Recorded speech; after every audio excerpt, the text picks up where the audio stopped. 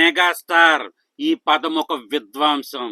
చిరంజీవి గారు ఈ పదం ఒక ఎమోషన్. ఈ పదానికి పెద్ద చిన్న తేడాలు ఉండవు. ఎవరైనా సరే కనెక్ట్ అవ్వాల్సిందే.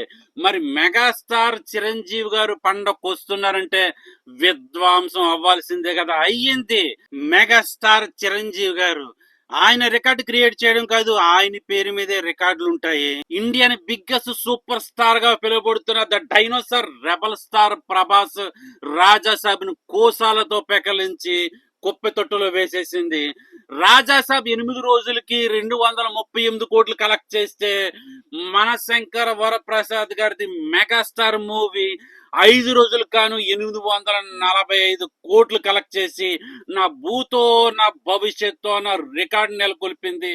ఆయన డాన్సులు చూస్తూ మనం అందరం పెరిగాము, ఆయన రికార్డులు చూసి పండగ చేసుకున్నాము. అలాంటి మెగాస్టార్ మళ్ళా సంక్రాంతి దిగుతున్నారంటే అక్కడ ఏ హీరోకైనా సరే కూసాల కదిలిపోవలసిందే.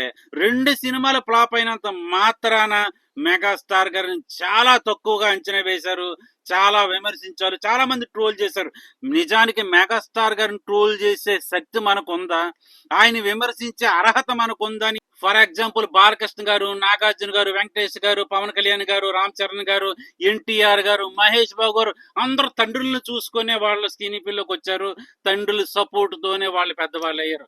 కానీ అలనాటి హీరోలు విశ్వవిఖ్యాత నట సార్వభౌమ నందమూరి తారక రామారావు గారు, ఏఎన్ఆర్ అక్కినేని నాగేశ్వరరావు గారు, నటశేఖర్ కృష్ణ గారు, కృష్ణం రాజు గారు, శోభన్ బాబు గారు, మెగాస్టార్ చిరంజీవి గారు ఎటువంటి సపోర్ట్ లేకుండా సొంత కృషితో చెమట ఊర్చి వాళ్ళ పైకి వచ్చారు.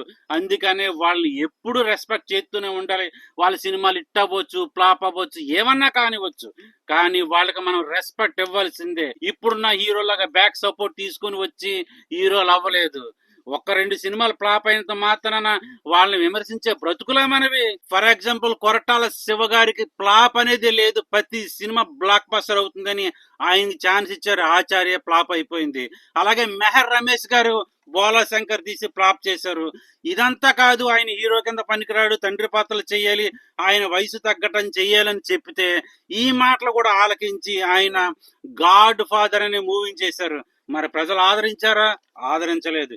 అలాంటప్పుడు మెగాస్టార్ కంబ్యాక్ ఇవ్వాల్సిందే. ఆయన కామెడీ టైమింగ్ కానీ, ఆ యాక్షన్ గ్రేస్ కానీ, ఫైట్స్ కానీ వెంటనే మెగాస్టార్ గారు సరైన నిర్ణయం తీసుకున్నారు. అనిల్ రావిపూడి గారు ఇంతవరకు ఫ్లాప్ లేని డైరెక్టర్, ఆయన నమ్మితే హిట్ ఖచ్చితంగా పడుతుంది. అలాగే అనిల్ రావిపూడి గారు మెగాస్టార్ నమ్ముకుని ప్రాజెక్ట్ ఆయన చేతుల్లో పెట్టారు.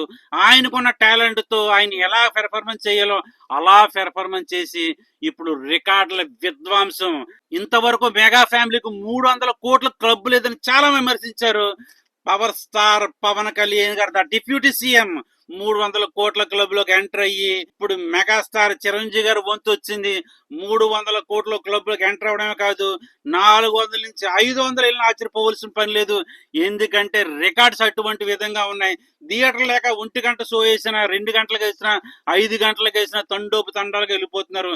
సీనియర్ సిటిజన్ అందరు ఫ్యామిలీతో తండోపు తండాలకు వెళ్ళి థియేటర్ లో ఎంజాయ్ చేస్తూ చిరంజీవి గారు ఫోటోకి ముద్దులు పెడుతున్నారంటే సీనియర్ సిటిజన్ ఎంత లైక్ చేస్తున్నారో. సీనియర్ సిటిజన్స్ కి మన చిరంజీవి గారు మనశంకర వరప్రసాద్ తో విందు భోజనం పెట్టారని చెప్పాలి. చిరంజీవి గారు ఇంకా వెనక తగ్గవలసిన అవసరం లేదు. ఆయన కామెడీ టైమింగ్ తో, ఆయన గ్రేస్ తో, ఇలా పండగ వాతావరణంతో కామెడీ సినిమాలు తీస్తే చాలు 1000 కోట్లు, 500 కోట్లు, 2000 కోట్లు కొట్టవలసిన పనే లేదు. ఫ్యామిలీకి కావలసింది ఎంటర్టైన్మెంట్. ఆ ఎంటర్టైన్మెంట్ చిరంజీవి గారు పక్కాగా ఇవ్వగలరు. ఎందుకంటే ఎమోషనల్ పండించగలరు, కామెడీని పండించగలరు, ఇటు డాన్స్ చేసి కనువిందు చేయగలరు. మరి ఇది ఎక్కడికైనా రుచితే లైక్ చేయండి, షేర్ చేయండి. గూస్ బంప్స్ కలెక్షన్స్ రివ్యూస్ కోసం మన ఛానల్ సబ్స్క్రైబ్ చేసుకోండి. Thank you so much. Bye.